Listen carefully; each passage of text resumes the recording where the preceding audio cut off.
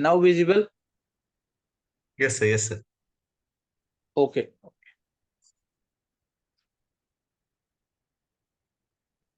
Now we will go to the cheque. What is the bearer cheque, what is order cheque? अच्छा, bearer और order cheque में difference कोई बता सकता है क्या?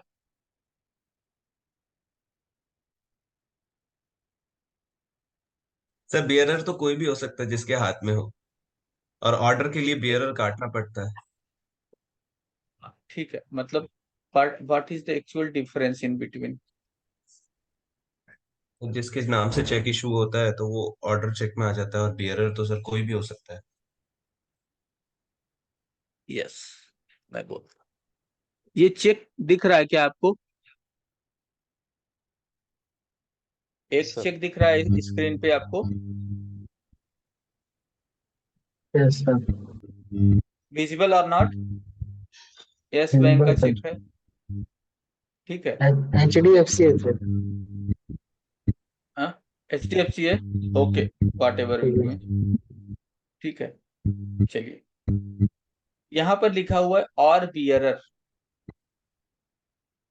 मतलब या पे, I will write here suppose mister A, पे मिस्टर ए, और मैंने ये बियरर को कट कर दिया।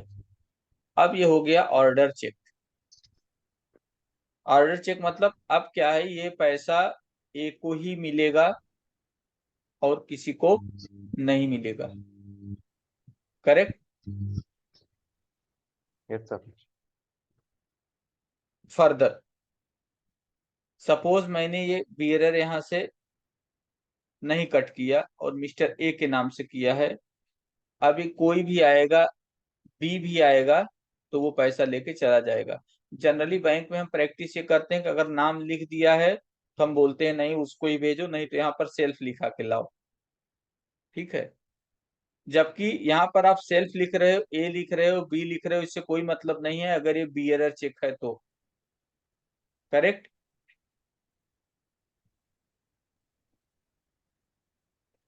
ये होता है बियरर चेक और ये होता है ऑर्डर चेक। बियरर चेक मतलब any one will come and will, you will have to pay give the payment. Order check, the person is specified and you will have to make the payment to the specified person only. अच्छा, ये बताइए, तो account page अगर हम यहाँ पर कर दें क्रॉसिंग और लिख दें ये अकाउंट में पेमेंट करना है, फिर ये ऑर्डर चेक हो गया, बियरर चेक हो गया? Order cheque sir sir. Order cheque हो गया। ऑर्डर चेक है सर। Order cheque. हाँ, ऑर्डर चेक। ऑर्डर चेक, क्योंकि हाँ, तो फिर ये बताइए, जब जब ये करके करते ही हैं अकाउंट पे ही करके, तो फिर ये अकाउंट पे ही में और उसमें क्या डिफरेंस रह गया ऑर्डर चेक में? सर अकाउंटिंग में तो सर हम लोग अकाउंट में उस अकाउंट उसका नाम पे जो अकाउंट है उसमें क्रेडिट करते हैं। ऑर्डर चेक में तो yes yes cash. Yes, very good very good very good. इसको आप कैश में यूज कर सकते हो, ठीक है, वो कैश निकाल के पैसा ले जा सकता है। लेकिन अकाउंट पे ही में क्या है, क्रेडिट फंड जो है वो आपके अकाउंट में जाएगा, उसके बाद ही आप निकाल सकते हो, ठीक है, ओके। अब आते हैं, अच्छा, एंड डेटेड चेक क्या है? अच्छा ये बताइए, एक बंदे का अकाउंट आपने 1 जनवरी को ओपन किया, 1 जनवरी 2022, और उसको चेकबुक दे दिया, सब कुछ दे दिया। अब उसने क्या किया, उसने एक चेक काटा, उसको चेक चाहिए था, एक बंदे को उसने चेक काटा। आपने 22 में अकाउंट खोला था, उसने डाल दिया 31/12/2021, 22 में आप अकाउंट ओपन किए हो, 1/1/2022। आप इसको पेमेंट करोगे या नहीं? नहीं सर। हम्म, नहीं सर। क्यों? सर ये तो अकाउंट ओपन होने से पहले ही लिख दिया, डेट लिख दिया। बैक डे चलो सर। सर पोस्ट डेटेड नहीं कर लिख सकते दिया। हैं, डेटेड पेमेंट नहीं कर सकते। हाँ, पोस्ट डेटेड तो कर सकते, डेट से पहले नहीं कर सकते पेमेंट। नहीं नहीं, अरे उसने 31/12 को दिया, 1 तारीख को आपने अकाउंट खोला है हुआ है, और 3 तारीख, 3 फिर मैं 3rd ऑफ द जनवरी हाँ 2022 को कोई पेमेंट लेने आया है। चेक डाल सकते हैं ना अकाउंट में? हाँ? सर दे सकते हो तो सर, दे सकते हो सर, दे सकता हूँ। अकाउंट में डाल सकते हैं अकाउंट ओपन होते ही। नहीं नहीं, हाँ, मेरे कहने का मतलब है उसने अकाउंट, आपने फिर से देखिए, ये थोड़ा कॉन्सेप्ट आपको क्लियर रहना चाहिए। ये एग्जाम में भी पूछा जा सकता है और इंटरव्यू में तो पूछा ही जा सकता है, ठीक। क्योंकि इंटरव्यू वालों को ज्यादातर यही चीजें पता होती हैं और इसी पे पूछते हैं। फिर से देखिए, ध्यान से देखिए। फर्स्ट, इस तारीख को आपका अकाउंट खुला हुआ है, आपने अकाउंट ओपन किया 1/1/2022। आपने उसको चेकबुक भी दे दी। उसने चेकबुक क्या किया, चेकबुक उसने यहाँ किया, यहाँ पर उसने डेट डाल दी चेकबुक की 31/12/2021। और ये आपके लिए पेमेंट के लिए आ रहा है वो बंदा लेने। मान लीजिए आपका थर्ड को बैंक खुला है 3/1/2023 को, तो आप बताओ इसका पेमेंट होगा या नहीं? होगा सर, नहीं सर। होगा, ठीक, होगा। Very good. नहीं, ऐसा कहीं नहीं लिखा है कि आपको अकाउंट से पहले का चाहिए या बाद का चाहिए, ठीक है। जो भी निगोशिएबल इंस्ट्रूमेंट है, अगर वो वैलिड है, ठीक है। अच्छा, आपको पता है कि ये अकाउंट इतने डेट को ओपन हुआ है, ठीक है। दूसरी ब्रांच अभी वो में। अभी वो दूसरी ब्रांच में गया, क्या वो जाके चेक करेगा क्या कि अकाउंट कितने कब ओपन हुआ है?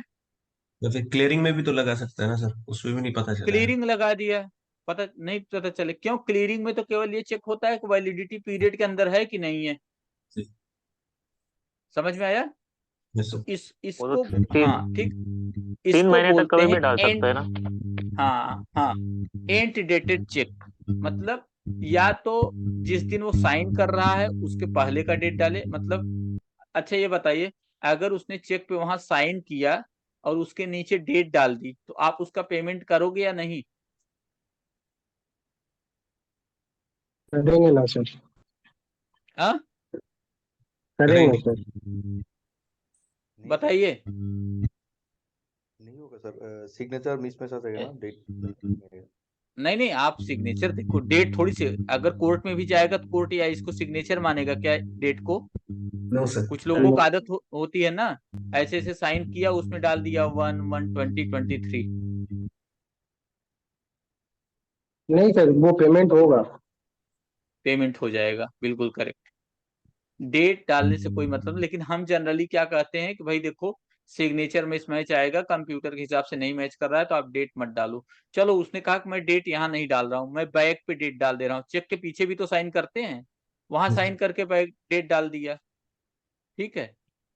तो अकाउंट ओपनिंग से पहले का डेट अगर कहीं भी डल गया तो उसको बोलते हैं एंट डेटेड चेक।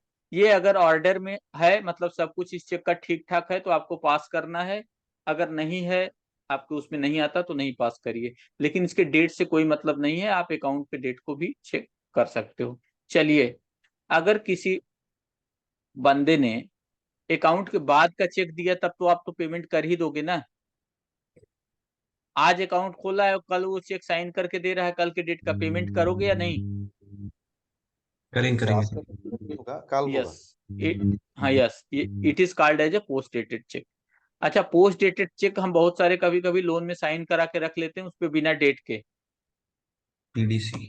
ठीक है। हाँ, स्पेशली पर्सनल लोन में। स्टेल चेक क्या होता है, अगर जिसका टाइम पीरियड एक्सपायर हो गया 3 महीने का, तो वो एक उसको पेमेंट नहीं कर सकते। उसको पेमेंट करने का क्या तरीका है? रिन्यू करेंगे सर उसको फिर। हाँ, उसको रीवैलिडेट करवाना है। कितनी रीवैलिडेट बार कर। रीवैलिडेट कर सकते? N number of time. N number of times, कितनी भी बार आप उसको चाहो तो उसको रीवैलिडेट कर सकते हो, ठीक है। ये रीवैलिडेट कैसे होता है सर?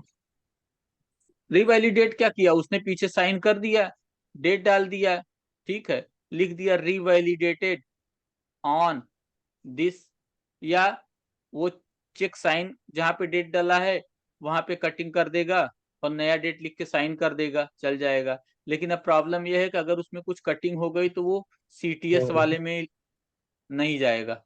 आप मैनुअल पेमेंट कर सकते हो, उसका काउंटर पेमेंट आप कर सकते हो, लेकिन वो क्लियरिंग में नहीं जाएगा।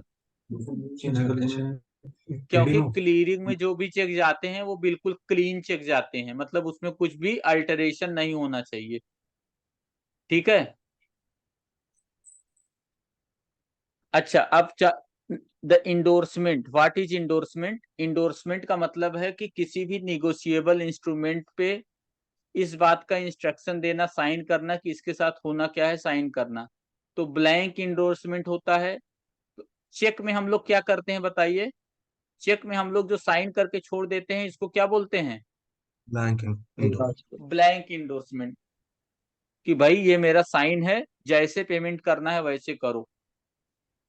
अब देखिए फुल इंडोर्समेंट।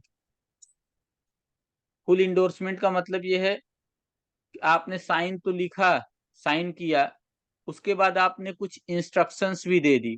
ठीक है। क्या इंस्ट्रक्शन दिया? पे टू मिस्टर ए वनली, या आपने ये इंस्ट्रक्शन पे टू दिस अकाउंट वनली, या कुछ और इंस्ट्रक्शन लिख दिया, या पे इन द इवनिंग लिख दिया। ठीक है। अच्छा, पार्शियल इंडोर्समेंट क्या होता है? पार्शियल इंडोर्समेंट होता है कि 10,000 रुपए का चेक है आपका, 10,000 का, आपने यहां पर साइन किया और लिख दिया पे टू ए वनली 5,000। ये वैलिड है कि नहीं? Valid valid sir. जी सर। ये इनवैलिड है और इसको पेमेंट नहीं कर। अच्छा, कोई ये बता सकता है क्या कि ऐसा होता था पहले और अभी भी हो सकता है? वो कब होता था?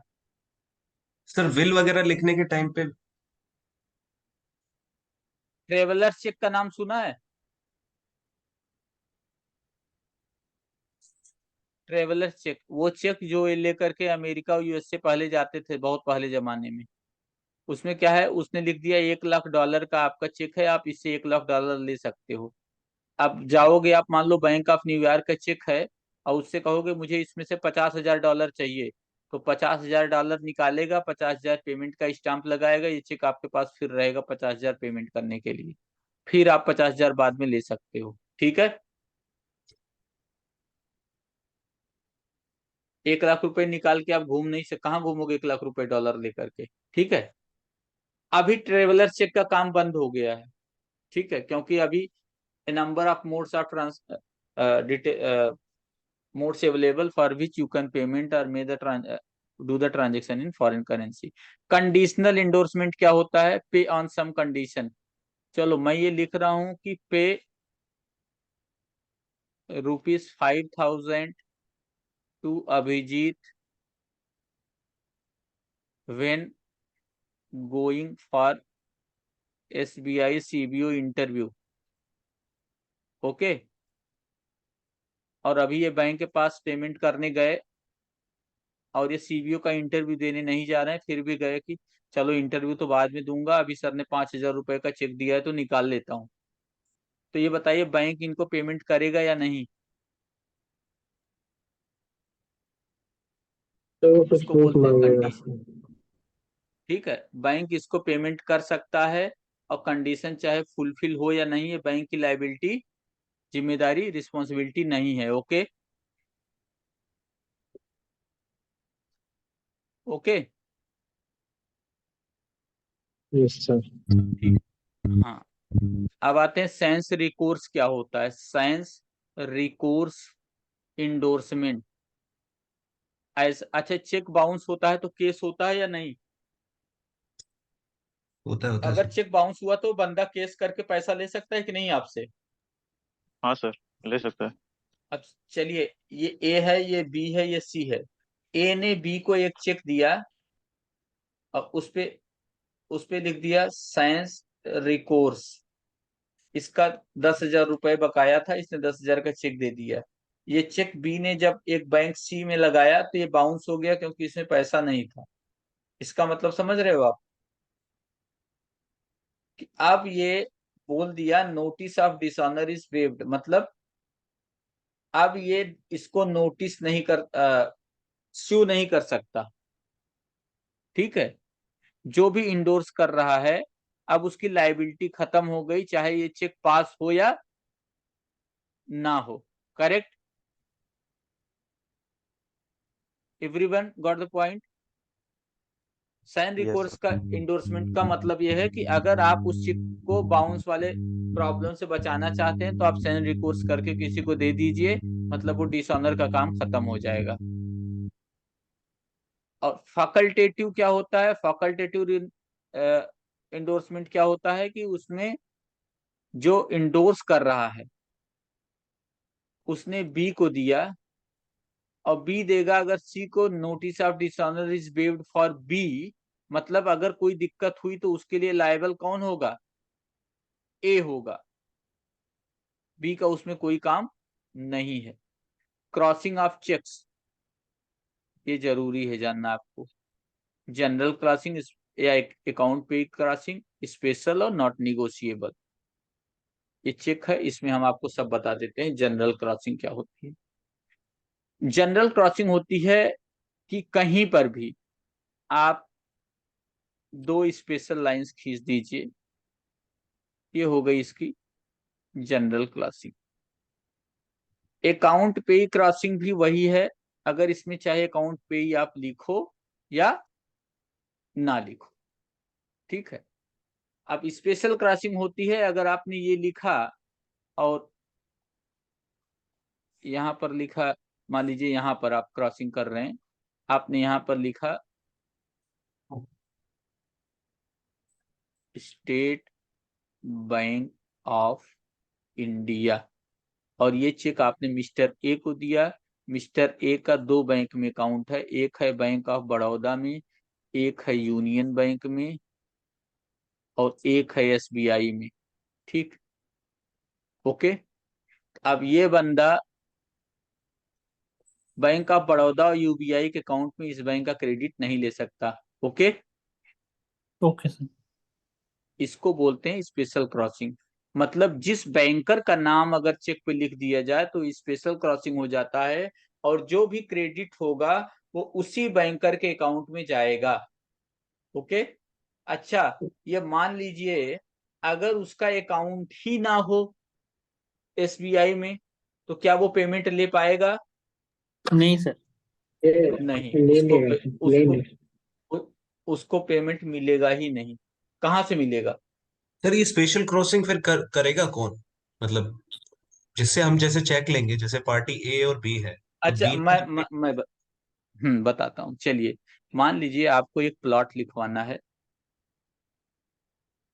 आपने एक एग्रीमेंट बनवाया कि हम 24 लाख का प्लॉट लिखवा रहे हैं और 20 लाख हम इनको नेफ्ट करेंगे इनके एसबीआई अकाउंट में 30-30-30, हम्म, ठीक है। ओके, ये सब लिख दिया आपने।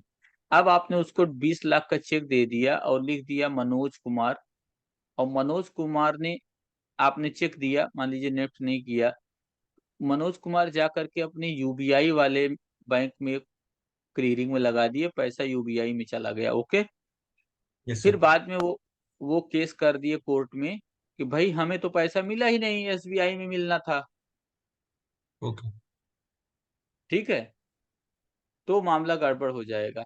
लेकिन तो अगर ये आपने एग्रीमेंट उसी में चेक पहले पे मेंशन होगा? हाँ, आपने लिख दिया ना स्टेट बैंक ऑफ इंडिया के मिस्टर ए के अकाउंट में हम 20 लाख रुपए भेजेंगे। अब आपने उस पे अगर एसबीआई डाला है चेक पे तो अब हम्म वो चेक जो आपने दिया है वो कहीं भी नहीं डाल सकते।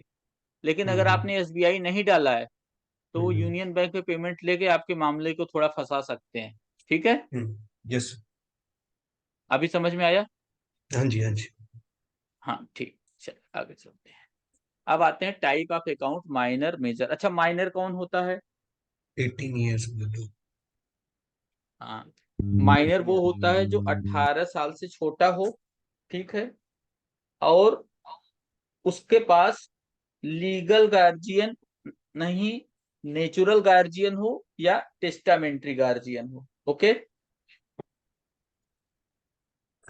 कोर्ट अपॉइंटेड गार्जियन नहीं होना चाहिए। समझ में आया?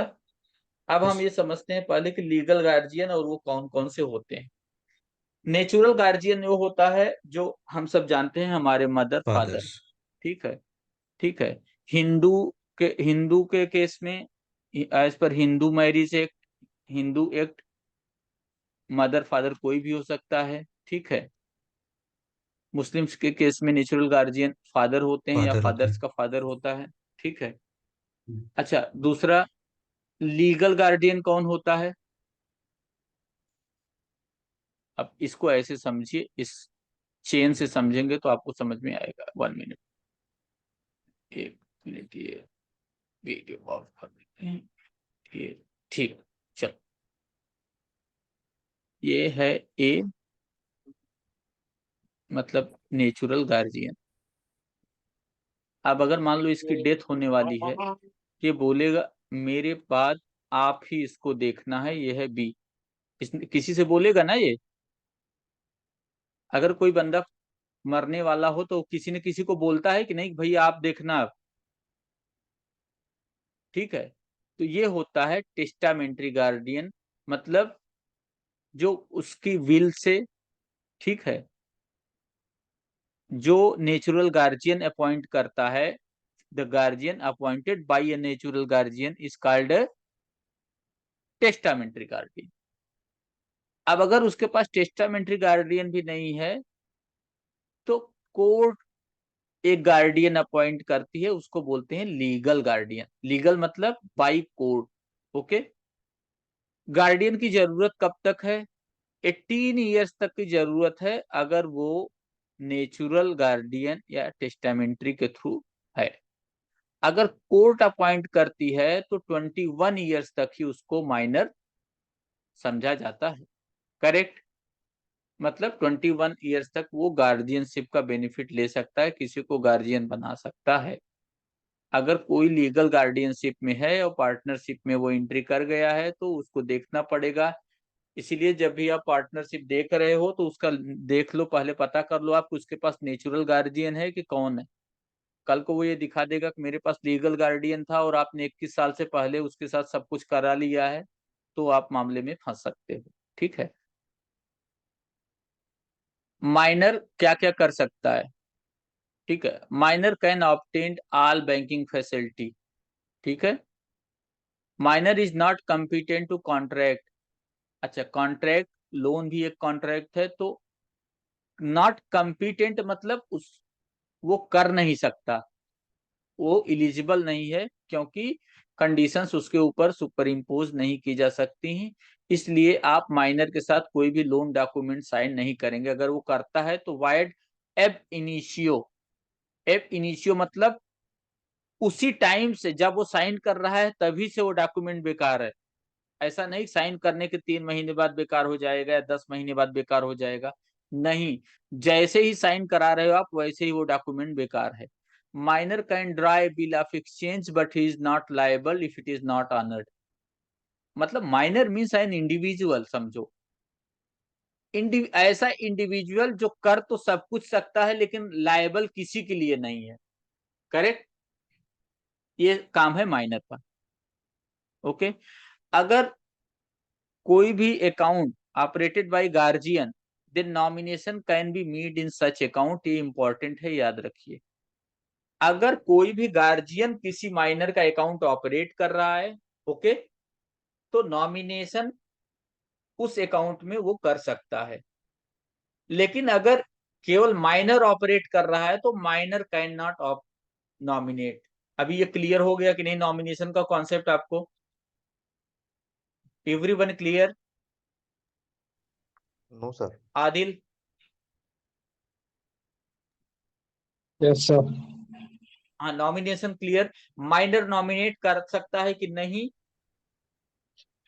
Yes, if it is being operated by guardian, it is under guardianship, then guardian will nominate, but minor can not nominate. अगर सिंपल स्ट्रेट लाइन का क्वेश्चन ये आता है कि whether minor can operate, minor can nominate और not, then answer will be no. If there is an account which is under guardianship, then the guardian on behalf of minor can nominate any person. Okay. Suppose Yes, sir. There is a guardianship account and with the minor, और guardian क्या हुआ, expire हो गया, ठीक है।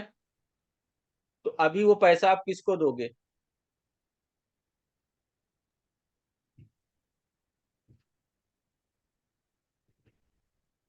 Minor को ही मिलेगा sir, जब मेजर हो जाएगा तब। Yes yes, very good. वो तब मिलेगा उसको जब वो मेजर हो जाएगा तो, ठीक। या इस फिर कोई मामले लीगल में गार्जियन को। हाँ, लीगल गार्जियन का कॉन्सेप्ट नहीं है। अगर वो मर गया, उसका कैसा भी गार्जियन अगर उसके साथ अकाउंट है तो, गार्जियनशिप में अगर अकाउंट है और अगर उसका गार्जियन मर गया, तो जब वो मेजर होगा तभी पैसा वो मिलेगा। बाकी ऐसा कुछ नहीं है कि बेनिफिट के लिए मिल रहा है, ऐसा कुछ नहीं करना है उसको, ठीक है। No loan against any security, पहले ही देख चुके हैं कि माइनर को लोन देना ही नहीं है, लेकिन अगर गार्जियनशिप अकाउंट है तो आप उसको लोन दे सकते हैं। तो गार्जियनशिप में क्योंकि उसके बिहाफ पे एक मेजर ऑपरेट कर रहा है, जो उसका फादर है वो मेजर ही है, वो ऑपरेट कर रहा है, इस वजह से आप वो सब चीजें दे सकते हो, ठीक है।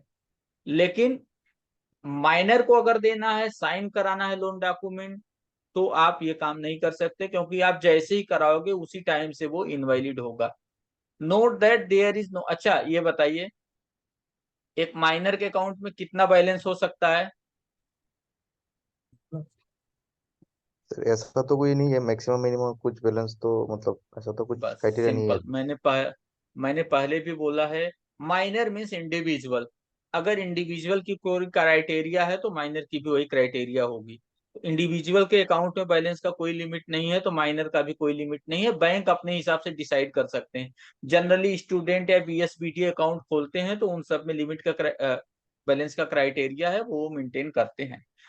If A minor is a partner in any firm, ठीक है, then it is presumed that it is like a sleeping partner, and he is there only for the benefit, no exception of him or her for actions of the partnership firm and minor kind, and any 1 minute ये गलत लिखा है, of any kind to instruct the stop payment। मतलब ये समझ रहे हो कि अगर कोई भी माइनर, ये थोड़ा गलत टाइप हो गया है, मैं बता देता हूँ, मैं इसको करेक्ट कर दूंगा आपको शेयर करते समय पीडीएफ। देखिए, अगर कोई माइनर किसी फर्म में पार्टनर है तो पार्टनर बन नहीं सकता, वो पार्टनर बनाया जा सकता है, कैन बी एडमिटेड, ठीक है, फॉर बेनिफिट। किसके बेनिफिट के लिए? माइनर के बेनिफिट के लिए। अगर माइनर को आप कोई पैसा देना चाहते हो, कोई शेयर देना चाहते हो फ्री में, कि हाँ भाई हम कर रहे हैं, हम इसको पैसा देंगे, ये बहुत अच्छा बच्चा है, तो आप उसको पैसा दे सकते हो, ठीक है, admitted for the benefit. Further, अगर आपने उसको पार्टनर बनाया, चलिए, और आपने एक बैंक अकाउंट खोला, उसमें सभी पार्टनर्स का नाम है, नीचे माइनर का भी नाम है, चलो माइनर है मिस्टर ए। अब एक चेक जो है वो गलती से कट गया है, ठीक है, और क्या ए इसको स्टॉप करा सकता है? नो। ये पार्टनरशिप में केवल और केवल फायदा लेने के लिए गया है, बेनिफिट लेने के लिए, और पार्टनरशिप से रिलेटेड कोई भी एक्शन ए अगर माइनर है तो नहीं कर सकता। Correct? Everyone okay? Yes sir. Yes sir. पर सर उसमें शेयर हाँ होल्डिंग होल्ड सर कर सकता है क्या? 10%, 5% उसमें हाँ, शेयर होल्ड कर सकता है? 60% कर दो, हाँ कर दो, कोई टेंशन नहीं। लेकिन अब ये बताइए, अब अगर उसका पार्टनरशिप फर्म है, चलिए, आपने 4 पार्टनर लिए, एक मेजर को 70% दे दिया, इनको 10% दिया, इनको 10% दिया, इनको 10% दिया, ठीक है। अब मेजॉरिटी में आप फैसला लोगे क्या? नहीं। और माइनर कोई फैसला ले नहीं सकता, तो क्या इनवैलिड पार्टनरशिप हो गई कि नहीं? ठीक है, पार्टनर आप बना सकते हो, आप उसको बोलो कि जितना भी है शेयर होल्डिंग इसको 70% है। अच्छा, आप ये कैसे कर सकते हो? ये बनती है पार्टनरशिप डीड। पार्टनरशिप डीड आप बना लो, उसमें आप लिख दो कि 100% शेयर होल्डिंग इन्हीं की रहेगी, पार्टनर हम सब रहेंगे, लेकिन काम ये 4 लोग करेंगे। ठीक है, उसमें लिखा रहेगा कि ये बंदे को आपने केवल फायदे बेनिफिट के लिए किया है, ठीक है। लेकिन अगर पार्टनरशिप डीड ही नहीं है, वो पार्टनरशिप डीड रजिस्टर्ड नहीं है, तब वो इनवैलिड है, तब आप कुछ नहीं कर सकते उसमें। ठीक है, नेक्स्ट चलते हैं टाइप ऑफ अकाउंट में। Current account, what is difference between current account and saving account? Current sir account current account business purpose में के कोई लिए यूज, इंटरेस्ट नहीं है। यस। सेविंग अकाउंट में क्या है, रिस्ट्रिक्शंस है, आप इतने से ज्यादा विड्रॉल नहीं, कितने विड्रॉल कर सकते हो फ्री? तो ये फाइव तो सर। मतलब 5 per month. Sir free 5। Free withdrawal 5 per month कर सकते हैं। देखिए, कितने विड्रॉल फ्री करना है और कितने विड्रॉल आपको चार्जेबल करना है, ठीक है, वो तो आप एटीएम का जो बता रहे हो यूसेज वो है, ठीक। वो बैंक के ऊपर है, बैंक चाहे तो बहुत ज्यादा दे सकता है, ठीक है। वो बोल दे 100 फ्री है तो 100। लेकिन करंट अकाउंट में कितने मैक्सिमम कर सकते हो, ये बैंक लिमिट लगा सकता है क्या? No sir. No. This is the basic thing, how you differentiate between current account and saving account. Sir एक और भी है, वो इंटरेस्ट नहीं लगता करंट अकाउंट में। हाँ, दूसरा इंटरेस्ट नहीं लगता, क्योंकि इंटरेस्ट उसमें आपको दिया ही नहीं जाता है करंट अकाउंट में। अच्छा, करंट अकाउंट में नॉमिनेशन कर सकते हो क्या? नहीं sir. Yes, sir.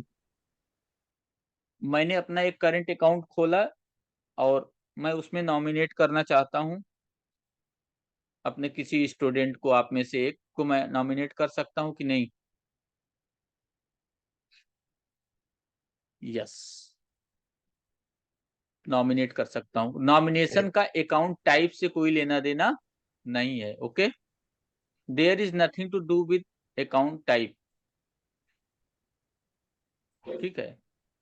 Who is account holder is the basic thing who can nominate और नॉट। समझ में आया? नॉमिनेशन का लेना देना किससे है? Who is account holder, okay. जैसे हमने प्रोप्राइटरशिप का अकाउंट खोला, तो वो मेरा इंडिविजुअल का ही करंट अकाउंट है। प्रोप्राइटरशिप और इंडिविजुअल करंट में कोई डिफरेंस नहीं है, मैंने उसमें नॉमिनेट कर दिया, मैं नॉमिनेशन कर सकता हूं, ठीक है। लेकिन अगर मैंने कंपनी का अकाउंट खोल दिया तो नॉमिनेशन वाला काम ही खत्म है, ठीक है। या हमने ज्वाइंट में खोला तो, ठीक है। चलिए आइए देखते हैं ऑपरेशन इन अकाउंट क्या होता है। ऑपरेशन होते हैं आइदर सर्वाइवर टाइप। ये अकाउंट किस तरह से ऑपरेट करते हैं जाने। आइदर सर्वाइवर मतलब कोई भी एक ऑपरेट करेगा, ये भी कर सकता है, ये भी कर सकता है। अगर दो लोग हैं ए एंड बी और उनका अकाउंट आपने ओपन किया है आइदर सर्वाइवर में, ए भी अकाउंट चला सकता है और बी भी अकाउंट चला सकता है, ओके। अब हम ये पूछना है कि अकाउंट ओपन तो दोनों लोग को कराना है, ये ट्रू है। अकाउंट बंद कौन कराएगा? अकाउंट बंद दोनों। कराना है, ए करा सकता है या बी करा सकता है? दोनों। दोनों सर। दोनों दोनों। सर। हाँ, दोनों को। Yes, all two sign. अगर क्लोज करना है तो सबका साइन लगेगा आइदर सर्वाइवर में। अच्छा, आइदर सर्वाइवर और एनी वन और सर्वाइवर में आपको डिफरेंस पता है?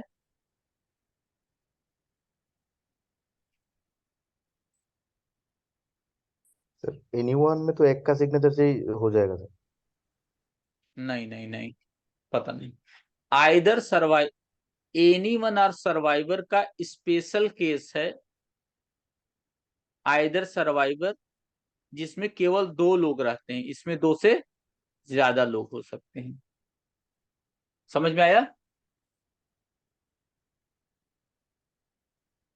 ठीक है, जैसे 4 लोग हैं, हमने ये लिखा एनी टू आर सर्वाइवर। अच्छा, कभी आप वैसा अकाउंट हैंडल किए होगे तो इंस्टीट्यूशन का, तो उसमें ऐसा मिलता है। आप एनी वन सर्वाइवर में क्या है कि ज्यादा लोग हैं, कोई एक ऑपरेट करेगा, या अगर सब लोग की डेथ हो जाती है तो सर्वाइवर ऑपरेट करेगा, ओके। सेम टू सेम जो आइदर सर्वाइवर में है वही एनी वन और सर्वाइवर में है। इसीलिए हमने इसको 1 में रखा हुआ है। अगर अब चेक को स्टॉप कराना है तो सबको साइन करना पड़ेगा, एनीवन और आइदर सर्वाइवर में। नॉमिनेशन करना है तो सबको साइन करना पड़ेगा।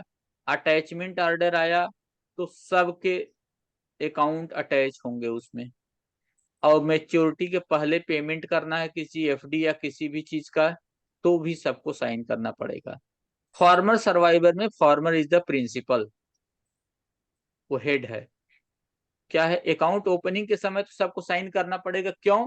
क्योंकि सबका साइन नहीं होगा तो हम सीआईएफ कैसे बनाएंगे, साइन कैसे होगा, इसलिए ये जरूरी किया है कि सबको आना पड़ेगा, साइन करेगा, केवाईसी का डिटेल मिलेगा उससे उनका, वो अपडेट कर लेंगे। सबको साइन करना है ओपनिंग में।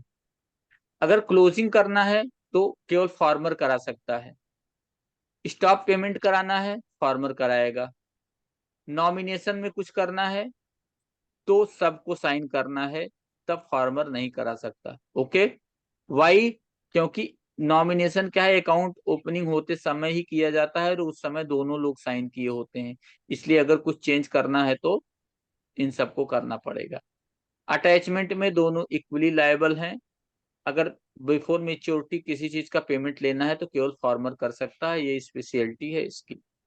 अगर ज्वाइंटली ऑपरेटेड है तो हर चीज में सबको साइन करना है, तब तो कुछ पूछना ही नहीं है। ऑपरेशंस में केवल इतना ही है। अब आते हैं हम CGTMSC। CGTMSC क्यों यूज होता है, क्या जरूरत है CGTMSC की, कोई बता सकता है क्या? गारंटी कवर प्रोवाइड करते हैं एमएसएमई लोन के लिए। यस। मान लीजिए हमारे पास क्या है ना, हम जब लोन देते हैं तो हमें उसके बदले में कुछ सिक्योरिटी चाहिए होती कि अगर ये नहीं पैसा दे तो हम उस चीज को सेल करके अपना जो पैसा है हम उसे वापस ले सकें, क्योंकि जो पैसा हम उसको देते हैं वो बैंक का पैसा नहीं होता, वो पब्लिक का पैसा होता है। अगर हम उससे वापस नहीं लेंगे तो हमें पब्लिक को भी देना पड़ेगा, ठीक है, चाहे वो अपने पास से देना पड़े। करेक्ट। इस वजह से जिसके पास गारंटी का अवेलेबल नहीं है और कोई उसको बिजनेस करना है, वो कोई ऐसी इंडस्ट्री है जिसको फंड नहीं है लेकिन उसे ग्रोथ करना है, अब उसे तो बैंक को भी एक गारंटी चाहिए कि भाई हमारा पैसा वापस आ जाएगा, ठीक है। तो एमएसएमई के लिए गवर्नमेंट ऑफ इंडिया ने क्रेडिट गारंटी स्कीम लॉन्च किया। क्या? एमएसएमई का डिलीवरी सिस्टम मजबूत हो, मतलब ये लोग आगे बढ़ें और अपना डेवलपमेंट करें। उसके लिए government of India and SIDBI ने CGTMSC credit guarantee fund for micro and small enterprises बनाया। ये क्वेश्चन एग्जाम में आ चुका है, आप फिर से याद कर नोट कर लीजिए, ये पूछा जा सकता है कि CGTMSC को कौन मैनेज किया, कौन लॉन्च किया है। तो jointly government of India and SIDBI, इन्होंने इसको लॉन्च किया है। गारंटी कब से होगी? गारंटी जो लोन आप देंगे उसकी start date of payment of guarantee fee shall run through the agreed tenure of the term in case of term loans, composite loans and for a period of 5 years। ठीक। Guarantee कब चालू होगी? जब आप उसका फीस पेमेंट कर दोगे। CGTMSC की जो फीस होती है उसे आप पेमेंट कर दोगे, उस दिन से आपकी गारंटी चालू होगी लोन की। दूसरा, जितना लोन का टेनियर है, 6 years, 7 years, 10 years, जो लोन का 10 years है उसमें आपको फी पेमेंट करना है, और CGTMSC फी एवरी ईयर पे करना है। ऐसा नहीं है कि आपने एक बार पेमेंट कर दिया बात खत्म, नो, एवरी ईयर आपको पेमेंट करना है। जनरली क्या होता है, रीजनल ऑफिस या जोनल ऑफिस ऑटोमेटिक आपके ब्रांचेस से कलेक्ट करके सिंगल टाइम में पेमेंट कर देता है। अगर आप CGTMSC फीस किसी अकाउंट में मान लीजिए ब्रांच का चार्ज लेते हैं, सबसे पहला काम ये करिए किसका CGTMSC गया है, किसका ब्रेक हो गया है, ये बना करके अगर नया चार्ज ले रहे हैं तो रिपोर्ट करिए RO को। क्यों? अगर CGTMSC नहीं गया और अकाउंट NPA हो गया, स्टाफ अकाउंटेबिलिटी आपके नाम पे आएगी कि आपने फीस पेमेंट नहीं किया, बैंक को लॉस हो गया। फर्दर, अगर कैश क्रेडिट आप दे रहे हो तो गारंटी केवल 5 years के लिए ही है। 5 years के बाद अगर वो अकाउंट NPA होता है तो उसमें कोई भी गारंटी कवर नहीं मिलेगा। एक क्वेश्चन मैं बिना पढ़ाए आप लोगों से पहले ही पूछना चाहता हूं कि अगर आज हमने लोन दिया और कल फीस का पेमेंट कर दिया सीजीटीएमएससी का, और अगले 3 महीने बाद अकाउंट एनपीए हो गया, क्या हमें गारंटी कवर मिलेगा या नहीं?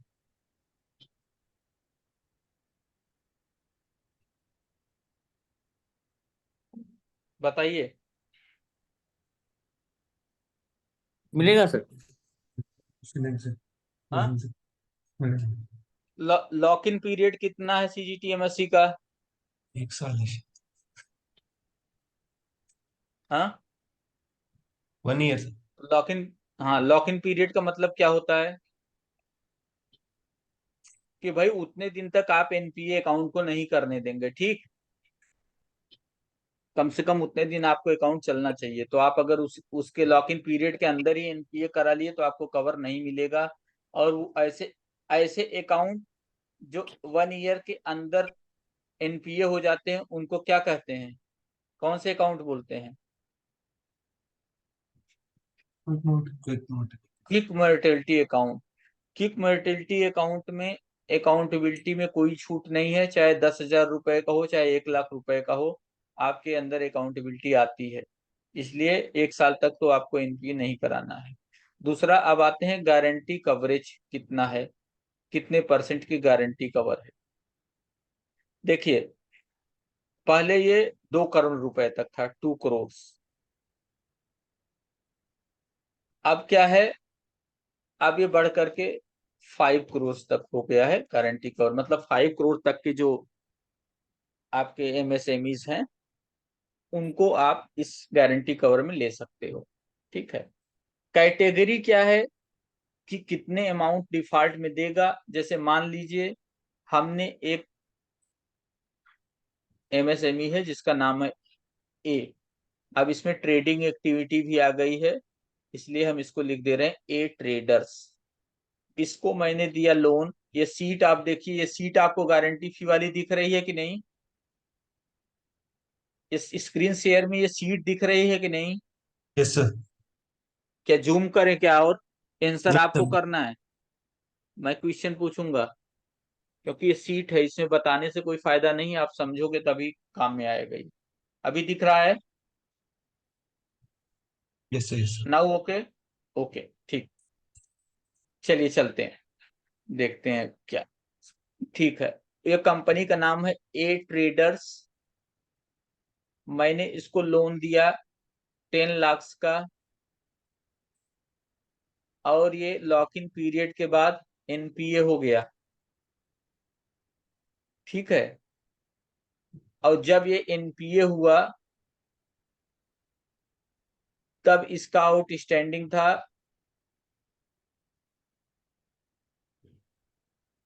12 लाख, ठीक है।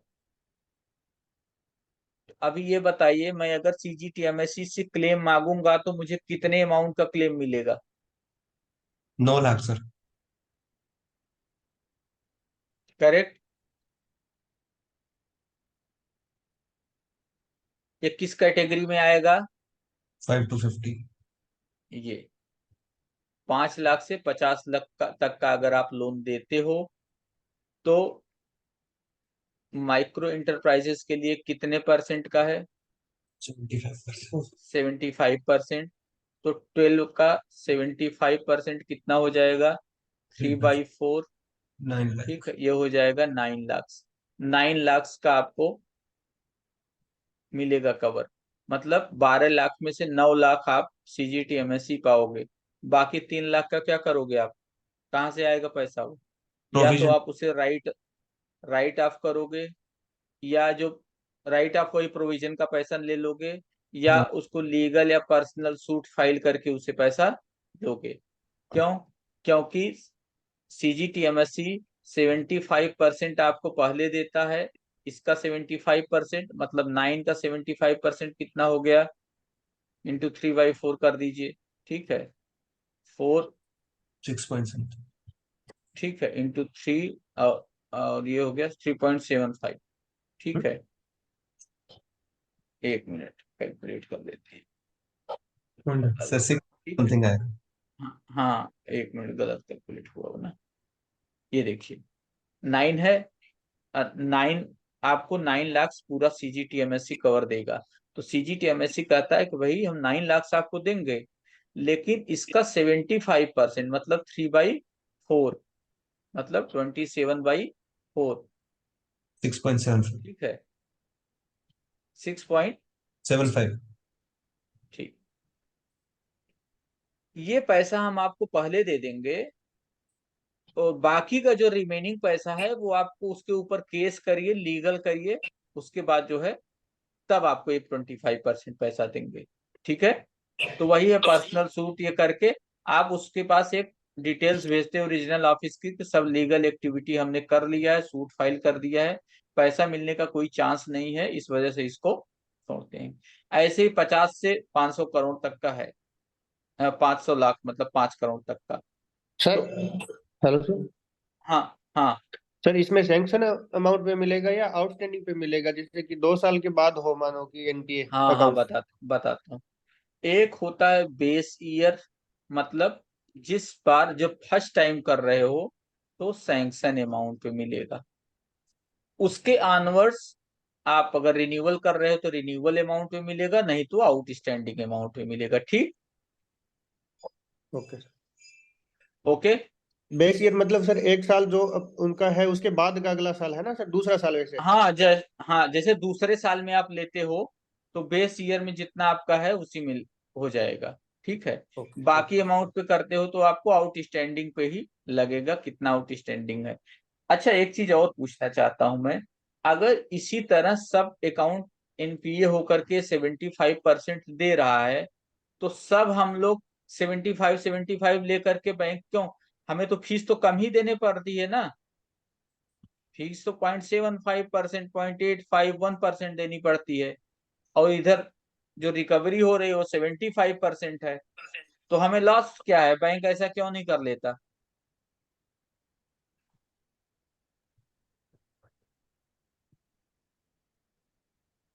बताता हूँ, बैंक ऐसा इसलिए नहीं करता क्योंकि बैंक जितना फीस CGTMSC को पे करता है उसी के हिसाब से डिसाइड होता है अमाउंट कितना किस बैंक को मिलेगा। अगर आपके फीस पेमेंट के बेस पे अगर ये आया कि चलो बैंक ऑफ इंडिया को इस बार CGTMSC मैक्सिमम 200 करोड़ का गारंटी रिम्बर्स करेगा, तो आप 75% चाहे इससे काउंट कर लें, चाहे 75% एक ऐसे अकाउंट कर लें जिसमें डायरेक्ट 200 करोड़ की जरूरत हो, उसके आगे आपको वो पैसा नहीं मिलेगा, करेक्ट, ठीक। सर, ये फीस है जो 85 कस्टमर को देनी पड़ती है या हाँ बैंक को सर? हाँ, लोन अकाउंट से डेबिट होता है, कस्टम पैसा तो कस्टमर का ही कटता है, लेकिन जमा बैंक करता है, उसको डिपॉजिट बैंक करता है CGTMSC के ओके। पास। स्पेशल कैटेगरी बारोवर्स कौन से, ZED, ये पूछा जा चुका है, ZED क्या होता है। सर किस बैंक का कितना को मतलब कर सकते हैं, उसका कोई ये क्या मतलब रूल्स है क्या सर? कौन सा। ने जैसे अभी बोला है ना सर, बैंक ऑफ इंडिया का मतलब 200 करोड़। हाँ, ये परसेंटेज बेस्ड पे है, एक्चुअल परसेंटेज तो मुझे याद नहीं है, इस वजह से मैंने आपको बताया नहीं, वो मैं शेयर कर दूंगा क्योंकि वो जरूरत नहीं है कितना गारंटी फी होता है, ठीक है। बस ये है कि उसका डेटा डिसाइड होता है, जो जितना ज्यादा फी पेमेंट किया होता है उसका उस बेस पे उसे ज्यादा अमाउंट मिलता है। नहीं तो क्या होगा कि सब बैंक फीस तो मान लीजिए 1 करोड़ पेमेंट किया और क्लेम 200 करोड़ का रेज कर देगा, ठीक है, फिर प्रॉब्लम हो जाएगी, वो कहाँ से पैसे देगा, ठीक है। ओके, वो डिटेल्स अगर चाहिए तो आप टेक्स्ट कर देना पर्सनल, मैं देख के दे दूंगा उसे, ठीक है। अब आते हैं कि मैक्सिमम कितना अमाउंट CGTMSC में कवर है। 85% कौन सा है, वो अप टू 5 लाख हो, या special category of borrowers including women, SC ST और MSCs with an aspirational district programme अभी चल रहा है, तो 85%। मिनिमम कितना है, मिनिमम इज द 75%, उससे मिनिमम किसी के लिए नहीं। तो ये सीट आपको पता होनी चाहिए, ये सीट आप अपने मोबाइल में रखिए, स्पेशली ये वाला तो याद होना चाहिए आपको। ये 85% वाला, क्योंकि इसका न्यूज में भी चल रहा है। ठीक है, और अमाउंट बढ़ करके कितना हो गया है, 5 5। करोड़। ये जरूर याद होना चाहिए आपको, एग्जाम में आ सकता है। Lock in period is 12 months under CGTMSE, ये अभी हमने बात की थी कि 12 मंथ्स के पहले पहले आप किसी को NPA करा के पैसा नहीं ले सकते। ठीक है, amount in default means the principal and interest amount, outstanding amount. ठीक है, अभी आप जो पूछ रहे थे कितने पर होगा, in respect of term loan जितना आउटस्टैंडिंग है वो, वर्किंग कैपिटल फैसिलिटीज में भी इंटरेस्ट इंक्लूड करके जितना आउटस्टैंडिंग हो रहा है वो, as on date of account become NPA, जैसे एक को 1 तारीख और 1/1/2020 को NPA हुआ, तो उस तारीख को जो आउटस्टैंडिंग है वो, अभी NPA ये चला जा रहा है तो आप उस पर वो बढ़ा करके नहीं क्लेम करेंगे। ठीक है, नेक्स्ट, गारंटी फी कितनी है हर एक की, तो रिवाइज्ड गारंटी फी, उसका एक टेबल यहाँ पे है, आप देखिए। हाँ, अमाउंट वाइज है, 0 से 10, 10 to 15, 15 to 1 करोड़। तो मैक्सिमम गारंटी फी कितनी है, 1.35, और मिनिमम गारंटी फी है। तो ये पूछ सकता है, सबसे ज्यादा पूछेगा कि अगर ये इसमें डिस्काउंट कितना है फी में, तो जितना फीस है गारंटी फी, जैसे मान लीजिए आपने 100 रुपीज का लोन दिया और अगर गारंटी फी 1.35 दे रहे हैं, ठीक सर, ये मान लीजिए इसको, तो 100 रुपीज का लोन दिया तो 0 to 10 लाख है, इसका 0.37 आपको गारंटी फी पेमेंट करनी पड़ेगी। लेकिन एडिशनल कंसेशन है किसको, अगर स्पेशल बारोवर्स अभी हमने पीछे देखा इस टेबल में, यहाँ पर है इधर, ये स्पेशल बारोवर्स है, वुमेन, SC ST, MSMEs इन एस्पिरेशनल डिस्ट्रिक्ट। ठीक है, और ऐसे जो जीरो इफेक्ट वाले MSMEs स्टेब्लिश हुए हैं, ये उनको क्या है, JDD सर्टिफाइड MSMEs, तो उनको क्या है, गारंटी फी में कंसेशन है। ठीक, सर वो कितने डाउट रह गया परसेंट का है। कंसेशन है, 10%। ठीक, note that credit guarantee scheme for PM Vishwakarma is also managed by CGTMSE, ये वेरी इंपॉर्टेंट है, इसे नोट कर लीजिए, ये पूछ सकता है। अभी PM विश्वकर्मा चल रही है, ये स्कीम भी पढ़ लीजिएगा। गवर्नमेंट स्कीम का PDF इस वीक में पूरा ही शेयर हो जाएगा। इस वीक के अंदर आपके पास पूरे सर्कुलर्स, गवर्नमेंट स्कीम्स और फाइनेंशियल अवेयरनेस तब तक से, अब स्टार्ट जनवरी से टिल डेट तक के सभी शेयर हो जाएंगे, उसे जरूर पढ़िए। ठीक है, ये जरूरी है। PM विश्वकर्मा कौन मैनेज कर रहा है अभी गारंटी, CGTMSE। उद्यम रजिस्ट्रेशन अगर आपके पास नहीं है, आप CGTMSE क्लेम नहीं कर सकते और आप CGTMSE गारंटी भी नहीं ले सकते हैं। ठीक है, सर एक डाउट रह ये, गया सर, वो हाँ सर वो आपने बताया ना कि मतलब टोटल अकाउंट क्यों नहीं कवर होते MSME वाले, हाँ हाँ, CGS, तो उसका वो थोड़ा बैंक ऑफ इंडिया वाला परसेंटेज का बताया, वो फिर से थोड़ा बताना सर। अच्छा अच्छा अच्छा, मैं बोलता हूँ। ठीक है, मैं बना के बता देता हूँ।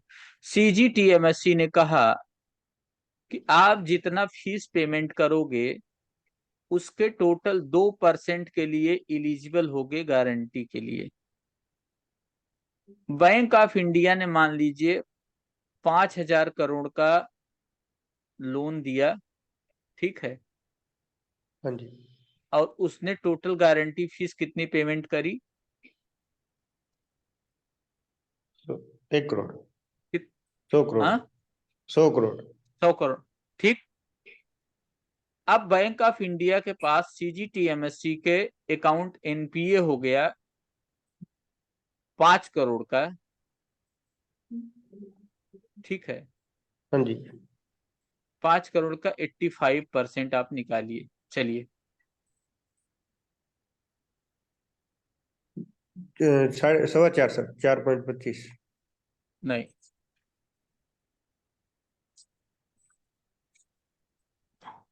ठीक, 4.25। ओके, मतलब अब क्या है, बैंक ऑफ इंडिया ने फीस टोटल कितनी डिपॉजिट करी बहुत सारे अकाउंट से सीजीटीएमएससी काट काट करके? 100 करोड़। ओके, अब मान लीजिए ऐसे ऐसे बैंक ऑफ इंडिया के ऐसे 100 अकाउंट एनपीए हो गए। ओके, हाँ जी, तो 100 अकाउंट एनपीए हो गए तो कितना इसका बन गया? 425 425। करोड़। यस सर, लेकिन सीजीटीएमएससी इसको कितना देगा? 100 करोड़।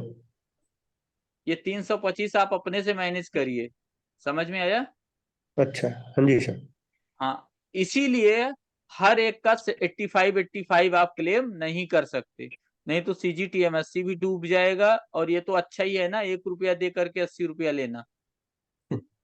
ठीक है, अभी समझ में आ गया सबको? Yes sir, yes sir. हाँ ठीक है। एक नया पेमेंट स्कीम आई है। पहले क्या था कि 75% और 25% इस तरह से सीजीटीएमएससी क्लेम देगा। 75% आप अमाउंट ऑन डिफॉल्ट दे देगा जब आप क्लेम रेज करोगे। दूसरा क्या करोगे, जब आप सीजीटीएमएससी को बता दोगे कि मैंने कोर्ट केस कर दिया, सब कुछ कर दिया, पैसा रिकवर नहीं है, मुझे और दे दो, तो वो 25 दे देगा। जैसे मान लीजिए आपको 4 करोड़ रुपए क्लेम में लेने हैं, क्लेम मिलना सीजीटीएमएससी, तो सीजीटीएमएससी पहले 3 करोड़ आपको पहले दे देगा, 1 करोड़ बाद में देगा जब आप बोलोगे कि हमने उसका केस फाइल कर दिया। ठीक, टोटल आपको 4 करोड़ रुपए मिल गए। लेकिन सीजीटीएमएससी ने एक नया स्कीम लाया, करा ये टेंशन छोड़िए अभी लीगल वाला कि हम लीगल कर रहे हैं। तब अगर आपको एक बार में चाहिए सेटलमेंट, आप चाहते हो कि आपको लीगल और ये सब चीज ना करना पड़े, ठीक है, तो से अगर 75% है तो उसमें से 15% माइनस करो, कितना आया? 60%। 60% एक बार में ले लो, सब टेंशन छोड़ो। ठीक, 60% ले लो और लीगल और ये सब का झंझट छोड़ो। जैसे 4 करोड़ था, इसका 60% ले लो, कितना हो गया? 3 करोड़। ओके, मतलब अगर आपको 4 करोड़ का क्लेम चाहिए था सीजीटीएमएससी थे, तो आप वहां पर ऐसे ले सकते थे, पहले आप 3 करोड़ ले लो जो उसका 75% है, उसके बाद बारोवर के ऊपर केस करो, अगर रिकवर हो तो ठीक है, नहीं रिकवर हुआ तो सीजीटीएमएससी बोलो भाई नहीं हुआ, वो कहेगा ठीक है, 75% का आप 60% तो ले ही चुके हो, 15% ये हो गया, मतलब टोटल 75% आपको लेना है, तो ये 1 करोड़ और ले लो। ठीक, दूसरा ऑप्शन इसने ये दिया है कि आप ये सब चीज छोड़ दो कि हम बारोवर को ऊपर केस करेंगे, आप सीधे सीधे हमसे इसका 15% कम ले लो, मतलब 60% ले लो एक बार में। ये कितना हो गया? 3 करोड़। ओके, समझ में आया? तो ये क्वेश्चन पूछा जा सकता है एग्जाम में कि कितने परसेंट आप वहां पे कमी करते हो, 15%। ठीक है, तब किस तरह से आप उसका क्लेम रेज कर सकते हो। लीगल वेवर अकाउंट के लिए second instalment of claim would be settled after 3 years from the date of settlement of first claim और OTS whichever is earlier. Okay, ये ऑप्शन 1 है, ऑप्शन 2 है, ये आपको पढ़ना है। अगर नहीं समझ में आए तो आप मुझे फिर से टेक्स्ट करिएगा या फोटो खींच के भेजिएगा कौन सा नहीं समझ में आया। ये क्रेडिट गारंटी स्कीम आई थी एक, सीजीएस सेकंड, ये सब अभी हम जो कुछ पढ़ रहे थे वो सीजीएस फर्स्ट में था, क्योंकि ये बैंक के लिए था। एनबीएफसीज भी दे रही हैं लोन, इसलिए उनके लिए भी आया। ये इसमें यही इंपॉर्टेंट है कि माइक्रो फाइनेंस इंस्टीट्यूशन को भी सीजीटीएमएससी गारंटी मिली हुई है। कब से? जनवरी 25 2017। ओके, जनवरी 25 2017 से गारंटी मिली हुई है। अब इसमें एक वर्ड आया है माइक्रो फाइनेंस। माइक्रो फाइनेंस क्या होता है? What is micro finance? बोलिए। बेसिकली माइक्रो जो फाइनेंस होता है छो, कि छो, हाँ, छोटे लोन। छो, छोटे लोन मतलब क्या? छोटे लोन तो से वो आपका जो क्या मतलब है? सेल्फ हेल्प अमाउंट ग्रुप्स लोगों अमाउंट को मिलता है, 15,000 अमाउंट से शुरू होता है सर। 10 लाख है इसका, ठीक है। 10 लाख के अराउंड तक जो लोन आप देते हो वो सब माइक्रो फाइनेंस में आते हैं, ठीक। चलिए, CGFMU, CGFMU जो है, अच्छा CGTMSC CGFMU तो हम लोग पढ़ रहे हैं। क्या कोई आप में से ये बता सकता है क्या CGFMU CGTMSC में एक्चुअल डिफरेंस क्या है?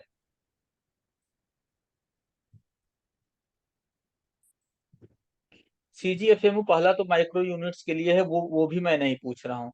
मैं ये पूछ रहा हूँ कि आप कैसे पता चलेगा कि ये एक्चुअल मैकेनिज्म क्या है? गवर्नमेंट ऑफ इंडिया तो दोनों में है। सर वो एमएसएमई को कवर करता है। हाँ, एक चीज और मैं बताता हूँ, ये क्या है CGFMU, नेशनल NCGTC,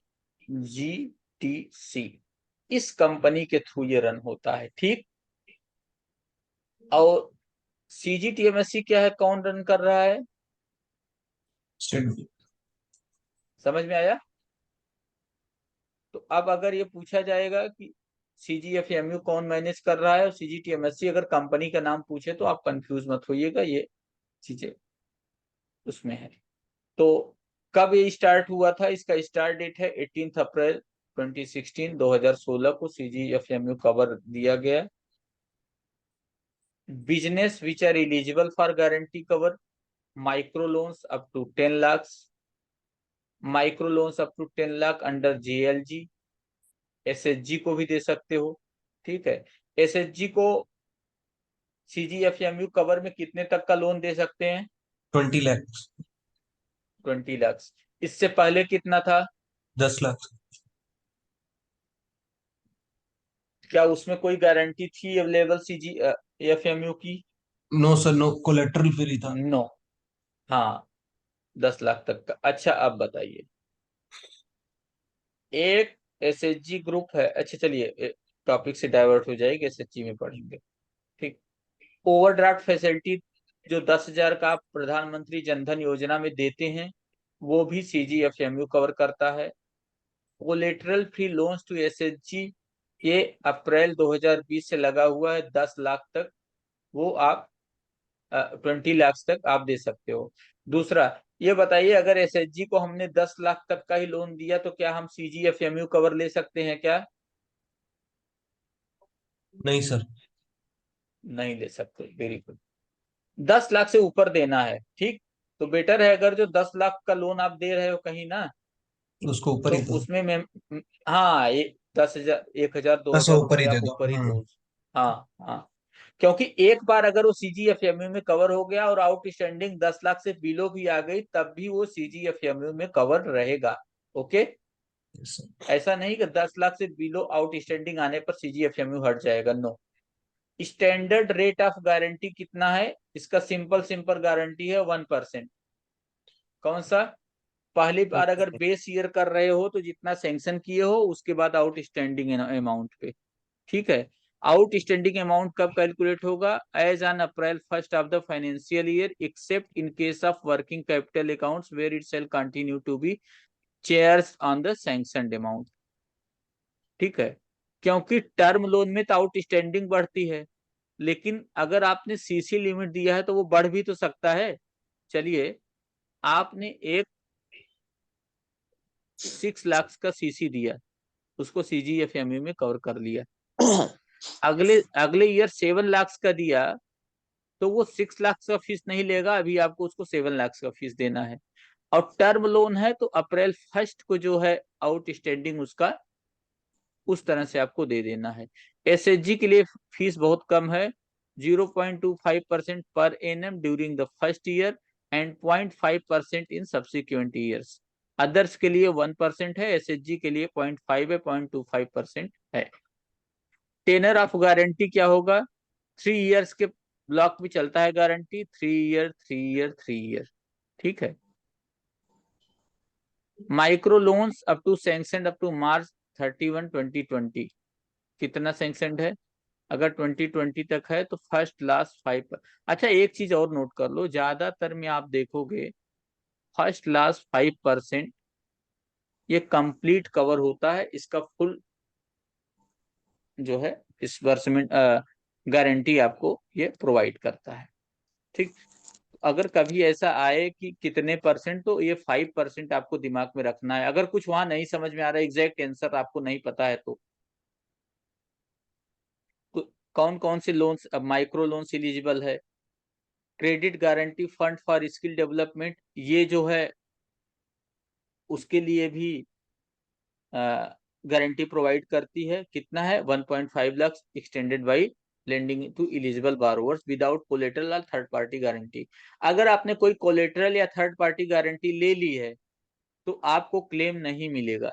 इसलिए कभी कभी हम एक कोलेटरल भी रखवा लेते हैं, उस घर का कागज भी रखवा लेते हैं और सीजीटीएमएससी भी ले ले रहे हैं, सीजीएफएमयू में भी कवर कर दे रहे हैं, वो गलत है, मिलेगा ही नहीं। Credit guarantee fund for micro units CGFMU currently 10 lakh NBFC या अदर से अगर। अच्छा, credit guarantee fund for stand up India, stand up India का स्कीम आप पढ़ लेना, इसमें एलिजिबिलिटी के 10 लाख टू 1 करोड़, या तो SC ST या वुमन को setting up a green field enterprise. Green field enterprise का मतलब क्या है? What environment do you mean by? हाँ, बेस्ड सर, ग्रीन एनर्जी। नहीं,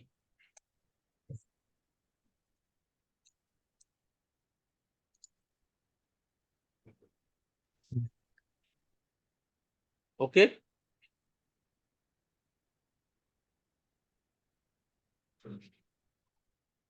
green field, brown field. Emergency credit line guarantee ECLGS। ECLGS क्यों आया था? कोविड-19 पैंडेमिक में जो भी लोग ट्रेड कर रहे थे, बैंकिंग से फाइनेंस लिए थे, उनको प्रॉब्लम हो रही थी और वो अपने बिजनेस को रन करने में कैपेबल नहीं थे, तो उनके लिए emergency credit line guarantee scheme लाई गई थी। अभी ये स्कीम रन में नहीं है, तो आपको ये पढ़ने का जरूरत नहीं है, लेकिन आप एक बार देख लेंगे तो अच्छा रहेगा। ठीक है, credit guarantee scheme for startups, इसके लिए भी ये पूछेगा कि गारंटी कौन प्रोवाइड करता है, तो CGFMU ही गारंटी प्रोवाइड करती है। CGFMU किसके थ्रू गारंटी प्रोवाइड करती है? NCGTC। अब आते हैं lien. What is lien? Lien is defined under Indian Contract Act 1872 in section 170 and 171. It is the right of creditor to retain the possession of goods। अच्छा, creditor और debtor अब बता देते हैं, थोड़ा सा आप लोग को आइडिया लगेगा क्रेडिटर डेटर का, तो और चीजें समझ में आएंगी। एक ये बैंक है और ये है पर्सन ए, इसने इस बैंक से लोन लिया। जिस अच्छा, ये बताइए, चलिए, एक पर्सन ए है, एक पर्सन बी है, इसने इसको पैसा दिया, ठीक है। तो डेटर का मतलब होता है उधार लेने वाला, ठीक है। ए और बी में डेटर कौन है? B. B. B, very correct. इसी तरह जो पैसे देता है उसको बोलते हैं क्रेडिटर। इसमें क्रेडिटर कौन हो गया? ए। ए। ऐसे ही बैंक अगर लोन देता है तो लोन जिसको दिया वो बारोवर को, तो वो क्या हो गया? और डेटर हो डेटर। हाँ, गया। और जो पैसा दे रहा है, जो क्रेडिट कर रहा है, वो क्रेडिटर हो गया। अच्छा, चलिए, अगर यही यही पर्सन डिमांड ड्राफ्ट बनवाने आया बैंक में, तो क्रेडिटर कौन हो जाएगा? जो बंदा बनवाने आया था। हाँ, क्यों? क्योंकि वो पैसा दे रहा है बैंक को। ओके, यहां तक समझ में आ गया? Yes sir. आते हैं लियन। क्या होता है? लियन होता है कि अगर आप मेरा पैसा नहीं दोगे मुझे, तो मैं आपका सामान नहीं लौटाऊंगा। Okay, if you won't pay my dues I won't return your goods और any such valuable items because the lien is marked on this. Okay, चलिए अब देखते हैं। एक बंदा है, इसके पास है 25,000 का लोन और इसी का 50,000 का फिक्स डिपॉजिट।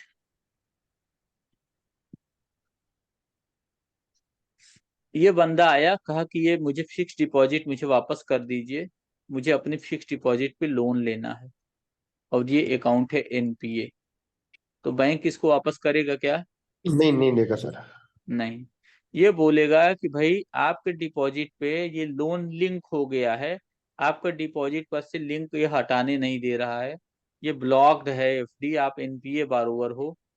इसी को कहते हैं लिएन मार्क करना। अच्छा, कभी आप फिक्स डिपॉजिट पे बैंक में अगर लोन दीजिए तो सिस्टम में जा करके उस पे लीन मार्क करना पड़ता है। हाँ, ठीक है, लियन मार्क लाबोर्ड देते हैं तो सर हाँ मेनली उसमें। हाँ, तो इसी को बोलते हैं कि जो आपका ड्यूज है उसके साथ जो वैल्यूएबल्स हैं मैंने उसको अटैच कर लिया है, जब आप ड्यूज पेमेंट कर दोगे तो मैं इसको वापस कर दूंगा। करेक्ट? Yes sir. हाँ। अब ये होता है कि पार्टिकुलर लियन और जनरल लियन। एक आदमी ने अपना पर्सनल लोन लिया और कार लोन लिया, इसमें 2 लाख का आउटस्टैंडिंग है, इसमें 5 लाख का आउटस्टैंडिंग है, इसका 8 लाख का एफडी है। बैंक तो इसे छोड़ेगा नहीं। ठीक है, अब इसमें हम बताते हैं पार्टिकुलर लियन क्या है। पार्टिकुलर लियन है कि अगर वो ये हो, उसने असाइन किया हो, कोलेटरल में दिया हो सर अगर, एफडी तो। हाँ, तो अगर ये बोले कि केवल पर्सनल लोन को डिस्चार्ज होगा और कोई लोन नहीं डिस्चार्ज होगा, इसको बोलते हैं पार्टिकुलर, किसी एक के लिए। और अगर ये हम कहें कि 8 लाख रुपया है और 5 और 2 इसका 7 लाख ही हो रहा है, इसका सभी लोन बंद करो, 1 लाख इसको दे के बैंक से बाहर करो, ये सरदर्द कस्टमर है, तो इसको बोलते हैं जनरल लियन। तो क्या बैंक में कभी ऐसा देखा है क्या कि एक लोन बंद कर दे, बाकी एफडी वापस कर दें और वो लोन चलने दे दूसरा एनपीए? कभी नहीं नहीं। देख। ठीक है, इसीलिए होता है कि बैंकर्स लियन इज ऑलवेज जनरल लियन। मतलब बैंकर क्या है, अपने पूरे लोन चुकता करके तभी आपको पैसा देगा, उसके अलावा आपको पैसा नहीं देगा। अब आते हैं निगेटिव लियन। निगेटिव लियन क्या है? कस्टमर से बोलो कि भाई ये हम तुम्हें दे तो रहे हैं लेकिन इसको बेचना मत, डोंट सेल। ठीक, इसको कहते हैं निगेटिव लियन। कैसे होता है मैं बताता हूं। आपने किसी कस्टमर को कुछ स्टॉक फाइनेंस किया, ये उसका गोडाउन है, यहाँ पर पूरा स्टॉक उसका भरा हुआ है, ये इसे ट्रेड करेगा। ठीक, चलो, अब ये क्या कह रहा है, इसकी की आपके पास है, जब आप जाते हो कुछ करते हो आते हो। ठीक, अब ये क्या कह रहा है, ये इसी में से कुछ स्टॉक बेच दे रहा, बेच दे रहा है मतलब समझ रहे हो, उस पैसे को बैंकिंग और ट्रांजैक्शन के लिए नहीं बेच रहा है, ऐसे ही अपने यूज करने के लिए बेच दे रहा है, उसको खर्च कर रहा है। ठीक है, तो इसको बोलते हैं निगेटिव लियन। क्यों? क्योंकि कस्टमर ने बताया है कि ये इसको केवल बिजनेस ट्रांजैक्शंस में यूज करेगा, इसको बेचेगा नहीं। दूसरा, इसको ऐसे समझ सकते हो, आप कार लोन देते हो, कार लोन देने के बाद अगर उसमें बैंक का नाम नहीं चढ़ा हो, हाइपोथिकेशन, मान लीजिए आप भूल गए, तो ये कस्टमर अपनी कार बी को बेच सकता है कि नहीं? बेच सकता है एक सर। कार लोन आप बेच सकता है ना? बिल्कुल। तो एक निगेटिव लियन का आपको इससे अंडरटेकिंग लेना पड़ता है कि आप अपने कार को बिना किसी परमिशन के इससे नहीं बेचोगे। दूसरा, हाउसिंग लोन देते हो आप, यस सर। ठीक है, हाउसिंग लोन को केवल मोर्टगेज करते हो, ऑनरशिप तो उसी के पास रहती है ना, अगर वो चाहे तो उसको भी बेच दे, उस पे भी निगेटिव लियन है। जब तक हमारा ड्यूज डिस्चार्ज नहीं होगा आप अपने सामान को बेचोगे नहीं, that is called negative lien. That is just a commitment on behalf of borrower that he will not sell the goods as it is having the charge of bank. अब आते हैं सेट ऑफ। सेट ऑफ पूछा गया है। The right of set of, यहाँ setup लिखा हुआ है, set of. The right sir of set off is not defined in any act. It is the combining of two or more accounts to settle the dues. Means it is a process from where various funds available in a number of accounts or from a single account are used to discharge a debt. Note that to settle this case, the accounts should be in the same name and same capacity. अब set of हम बताते हैं आपको क्या होता है इधर, एक मिनट। चलिए, ये है कस्टमर ए, इनके पास 3 लोन हैं।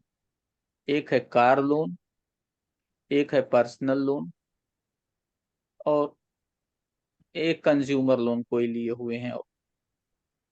इनके पास 20 लाख का अकाउंट बैलेंस है और ये सब अकाउंट एनपीए हैं और ये 20 लाख में ये क्लोज हो जाएंगे।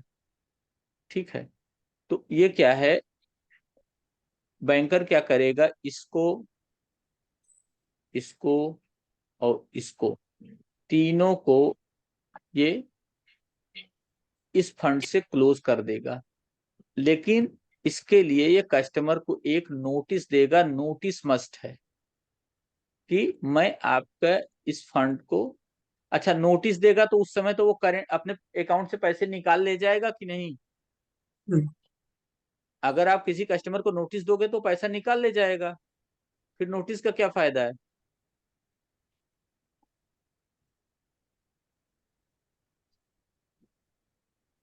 बोलिए। नोटिस का फायदा यह है कि जब आप नोटिस देते हो, तो सर रिकॉल हुआ उसको फिर? हाँ मतलब नोटिस देने से उसको जो उसका ड्यू है वो रिकॉल हो जाएगा सर? हाँ रिकॉल हो जाएगा, लेकिन नोटिस देने से आप अकाउंट में ब्लॉक भी लगा सकते हो। ये आपका राइट है कि वो पैसे ना निकाले। ठीक है, हाँ आप सर। अकाउंट में होल्ड लगा सकते हो। वो नोटिस दे करके ये सब चीजों को, अगर आप बहुत सारे अकाउंट्स को डिस्चार्ज कर, या उसके 4 सेविंग अकाउंट हैं, सब में 10 रुपए 20 रुपए 25 रुपए पड़ा है और उसका 60 रुपीज का ड्यू है, आप उसको ऑफ करिए। इसको कहते हैं set of. Okay, right of set of. समझ में आया राइट ऑफ सेट ऑफ? अब आते हैं अप्रोप्रिएशन क्या होता है। अप्रोप्रिएशन क्या होता है, इसमें कस्टमर खुद पेमेंट करता है। देखिए, सेट ऑफ में क्या है, बैंक डेबिट करता है और अप्रोप्रिएशन में कस्टमर पेमेंट करता है। अब कस्टमर है ए, चलिए एक है कस्टमर ए, इसके पास 3 अकाउंट हैं। इसमें 5 रुपीज का डेबिट है, इसमें 10 रुपीज का डेबिट है, इसमें 30 रुपीज का डेबिट है। कस्टमर आया, उसने 15 रुपीज डिपॉजिट किया और चला गया कैश। तो आप किस में डिपॉजिट करोगे, यही है अप्रोप्रिएशन। मतलब किस तरह से आप फंड अप्रोप्रिएट करोगे। ओके, अप्रोप्रिएशन में सिंपल सा कॉन्सेप्ट ये है कि इस तरह से डिस्चार्ज करो, या तो वो क्रोनोलॉजिकल ऑर्डर में हो या उसका मैक्सिमम ड्यूज डिस्चार्ज हो रहा हो। ठीक है, अब देखिए जितने पैसे वो डिपॉजिट किया है ड्यूज तो उतना ही डिस्चार्ज होगा। ठीक, 15 रुपीज से ज्यादा तो डिस्चार्ज नहीं होगा, या उससे कम हो तो कम डिस्चार्ज होगा। तो 5 रुपीज 10 रुपीज का आप डेबिट वो कर सकते हो, या 30 रुपीज वाले में डाल करके इसको डेबिट कर सकते हो। अप्रोप्रिएशन में एक रूल आता है, ये पूछा भी गया है, क्लेटन्स केस, और यही चीज इंपॉर्टेंट है। नोट, अच्छा चलिए एक चीज मैं इसमें भूल रहा हूँ, आपको बोल देता हूँ।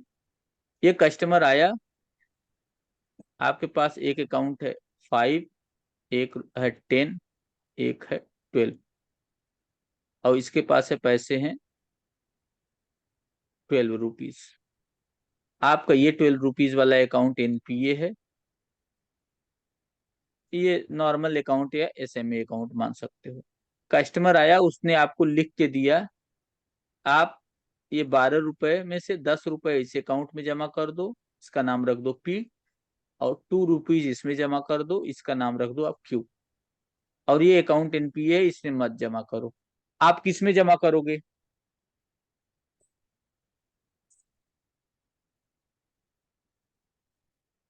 बोलिए,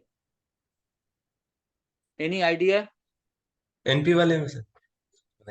हाँ हाँ, एनपीए वाले में यही आपको नहीं करना है।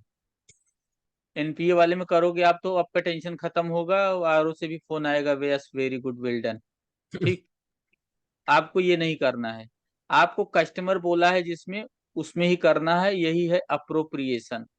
अप्रोप्रिएशन का मतलब ये है कि it discharge will be done, the discharge of the dues will be done in the manner in which the customer instructs. If there is no instruction, then it is up to the bank in which way it discharges the dues.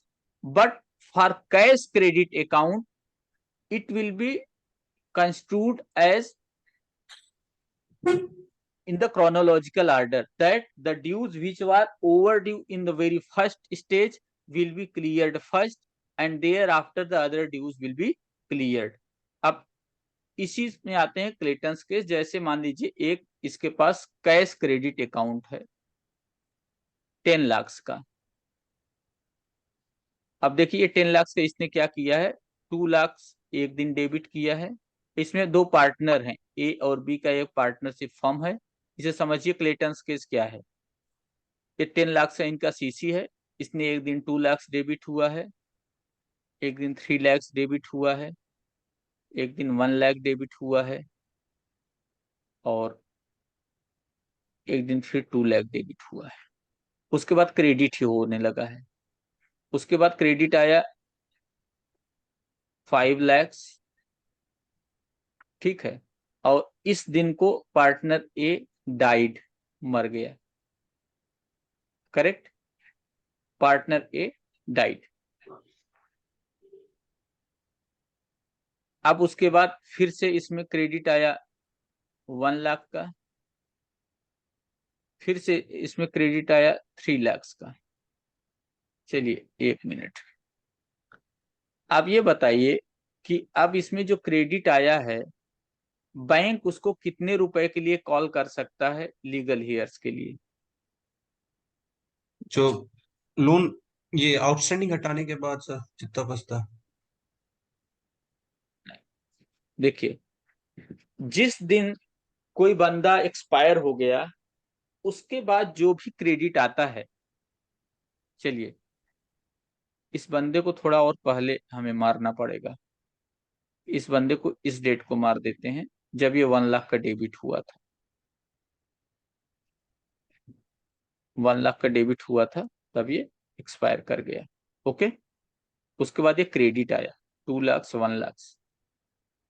अब अगर इस बंदे के legal here से आप recovery करने जाओगे तो लीगल हियर्स बोलेंगे देखो 2 लाख 5 लाख और यहाँ पर 3 लाख माइनस हो गया है, मान लीजिए। 1 मिनट, इसमें सही से नहीं आया, मैं फिर से बनाता हूँ। इस साइड में इसको थोड़ा ध्यान से देखिएगा। क्लेटन्स रूल और अप्रोप्रिएशन दोनों सेम चीज है। इसके पास सीसी अकाउंट है और ए और बी दो पार्टनर्स हैं। एक पार्टनर ए की डेथ होती है, वो मैं अभी बताता हूँ कब होती है। ये 1 तारीख है, फर्स्ट डे है, जिसमें 5 लाख माइनस किया इसने, और सेकेंड डे है जिसने 3 लाख माइनस किया। ठीक, थर्ड डे को ये एक्सपायर हो गया है ए, ठीक है, और इसमें 4 लाख माइनस हुआ। अब 4 लाख माइनस हो गया। चलिए यहाँ पे, अब आते हैं फोर्थ डे पे, इसमें 5 लाख डिपॉजिट हुआ। फिफ्थ डे पे आते हैं, इसमें 3 लाख डिपॉजिट हुआ। ठीक, अभी ये बताइए कि ये बैंक उससे कितना क्लेम करेगा, इसके लीगल हेयर्स को एलिजिबल है कि नहीं? 4 लाख क्लेम करेंगे सर। हाँ 4 लाख। ठीक, देखिए। अच्छा चलिए, अब हम पूछते हैं इसमें से 6 लाख और माइनस हुआ तो 10 अब लाख हो कितना जाए। क्लेम करेंगे? 10 हाँ लाख। 10 लाख। ठीक है। हाँ तो लीगल हेयर से 10 लाख क्लेम करेंगे? हम्म। नहीं, गलत है। क्यों? जब ये एक्सपायर हो जाता है तो इसकी लायबिलिटी क्या हो जाएगी? अब जीरो। स्लैब। जब तक ये जिंदा था तब तक ओके था। तो ये 5 लाख डिपॉजिट हुआ तो ये वाला डिस्चार्ज हुआ, ये 3 लाख डिपॉजिट हुआ तो ये वाला डिस्चार्ज हुआ। ठीक है। लेकिन ये वाला जो 6 लाख है ये इसके हिसाब से नहीं है। इस ये जब था तब इसका केवल -4 लाख ही, -4 लाख ही है ना डेबिट। आप लीगल हियर से केवल -4 लाख की बात करोगे। इसी को कहते हैं क्लेटन्स case.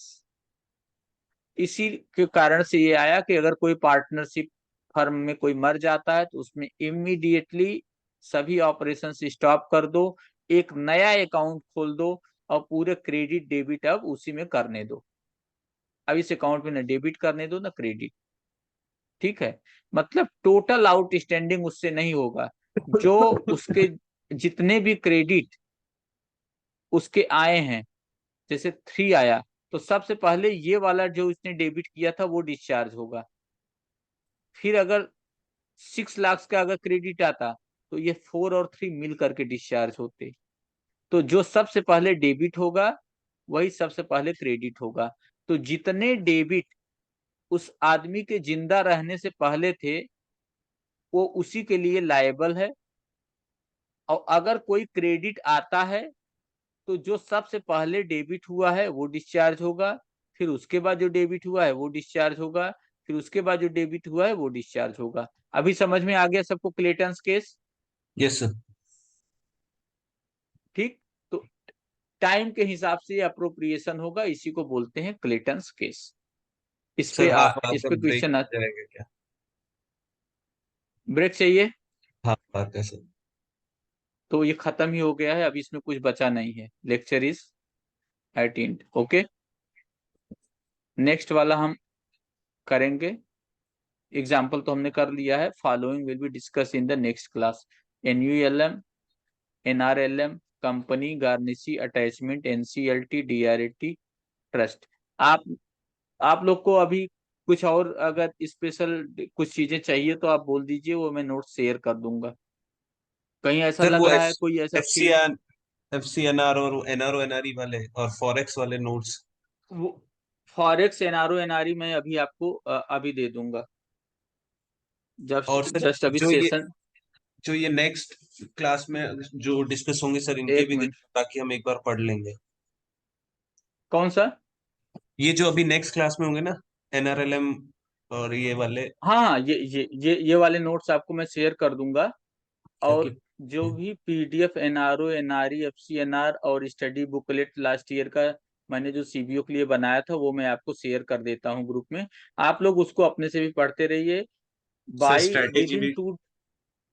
With in 2 days strategy भी मैं शेयर कर दूंगा। विद इन 2 डेज आपको पूरे ईयर के फाइनेंशियल अवेयरनेस मिल जाएंगे। और RBI के सर्कुलर लगभग 18 से पहले आपका ये पूरा मिल जाएगा, ताकि आप पढ़ते रहें। हम अपना जनरल कोर बैंकिंग खत्म करके फिर RBI के सर्कुलर का डिस्कशन और current banking and financial awareness के MCQ सेशन, मतलब ऑनलाइन आकर के क्वेश्चन पूछना किसी को आ रहा है कि नहीं आ रहा है और बताना। ओके, ठीक है, ये कर लेंगे। That would be enough. और इंग्लिश आप लोग सही से कर रहे हो या नहीं? सर डिस्क्रिप्टिव लिखा था आज, तो हाँ इंग्लिश में। उसमें, हाँ उसमें 35 के अराउंड आ रहे हैं सर, मार्क्स आउट ऑफ 50। ठीक है, अच्छा है। सबसे देखिए, क्लोज टेस्ट हो गया, ठीक है। ये सब चीजें इंग्लिश में जितना बताया 5 to 6 years का विद एक्सप्लेनेशन पढ़िए। कंप्यूटर देखिए, कंप्यूटर के नाम पे रीजनिंग पूछ रहा है, लेकिन रीजनिंग के पजल में ही मत, छोटी चीजें इनइक्वालिटी सिलोसिस में ये रेगुलर प्रैक्टिस की चीजें हैं, आप उसको करिए। पजल एक दिन में एक साल करिए, दैट्स ओके। जो रिसेंट ट्रेंड में चल रहा है, अगर पूछेगा तो ठीक। पजल के साथ अगर आप फंस गए तो फिर आपका सेक्शन वाइज टाइमिंग है। अगर ऐसा नहीं है कि आप किसी सेक्शन में स्पीड बढ़ा के और दूसरे सेक्शन में आप यूज कर सकोगे, नहीं। ये प्रॉब्लम इस ऐसे चीजों में जहां पर सेक्शन वाइज टाइमिंग हो, वहां पर आपको इजी चीजों पे ज्यादा फोकस करना होता है, टफ चीजों पे फोकस नहीं करना होता। Puzzle really tough. और पजल क्या है, आजकल आईबीपीएस कैट की पजल दे रहा है। आप कैट की पजल मिलाओ और आईबीपीएस की पजल मिलाओ, एसबीआई के पजल मिलाओ, अप्रोक्सीमेट सेम है। तो हमें क्या है, सेलेक्ट होना है। ज्ञान प्राप्ति के लिए अभी आपको बहुत टाइम है, बहुत अच्छे से। बस एक बार इसमें थोड़ा सा ये कष्ट है, आप पढ़ लीजिए, 1 महीने में आप अपने फ्यूचर को मेंटेन कर लेंगे। ठीक है, यस सर। सर और कुछ आज पूछना है? का नोट एक बार शेयर कर दीजिए सर। कौन सा? ये पीडीएफ आज सर? का ये पीडीएफ सर। हाँ, हाँ ये पीडीएफ शेयर कर देता हूँ मैं, बाकी भी पीडीएफ मैं शेयर कर देता हूँ। Okay, should we leave thank the you. Session? Yes sir. Okay yes okay, happy good night. Night और सर। पढ़ाई करिए। आप जब सुबह से उठते हैं, एक चीज सुनिए, सुबह उठते हैं तो आपके पास बुक होनी चाहिए। शाम को उठते आप अगर आंखें खोलें, बेड से उठें, आपके दिमाग में एसबीआई सीबीओ आना चाहिए। फेसबुक अगर चलाते हो तो कंप्लीट बंद कर दो। व्हाट्सएप थोड़ा जरूरी है, ऑफिशियल काम भी रहेगा, और वैसे भी दोस्तों से बात करते हो, इंस्टाग्राम ऐसा कुछ करते हो, बिल्कुल मत करो। 1 मंथ, 1 मंथ नहीं, मैं तो कहता हूँ हमेशा के लिए छोड़ दो। क्या जरूरत है इसका? प्रोडक्टिव में लगाओ। ठीक है, क्योंकि आपको पता नहीं चलता, आप मोबाइल की स्क्रीन ऐसे टच करके आपको पता भी नहीं चलेगा 1.5 आवर से आप मोबाइल में कर क्या रहे हो। ठीक है, तो ज्यादा से ज्यादा इन सब चीजों से दूर, बस ओनली 1 मंथ। मकर संक्रांति के पहले पहले तक आप अपने फ्यूचर का वो पेज लिखने वाले हो, जिससे आपका, आप ही नहीं, आपकी जनरेशन, आपकी फैमिली, आपके बच्चे, सबकी लाइफ उस पर डिपेंडेंट है। ये सोच के आप पढ़ाई करिए। कोई वो नहीं है, बिल्कुल एकदम ऑन फायर होके पढ़ाई करिए। For sure you will be selected, but अंदर से वो लगना चाहिए ना, वो जज्बा होना चाहिए। ऐसा नहीं कि चलो नहीं हुआ तो अगली बार देखेंगे, नहीं हुआ, ये नहीं। नो, अगर आप ऑप्शन रख के चल रहे हो, do or die, once in a life time, ये मान के चलिए, श्योर शॉट हो जाएगा। Okay, okay sir. ठीक है, हम मीटिंग स्टॉप करते हैं, क्लास स्टॉप करते हैं। Okay, okay,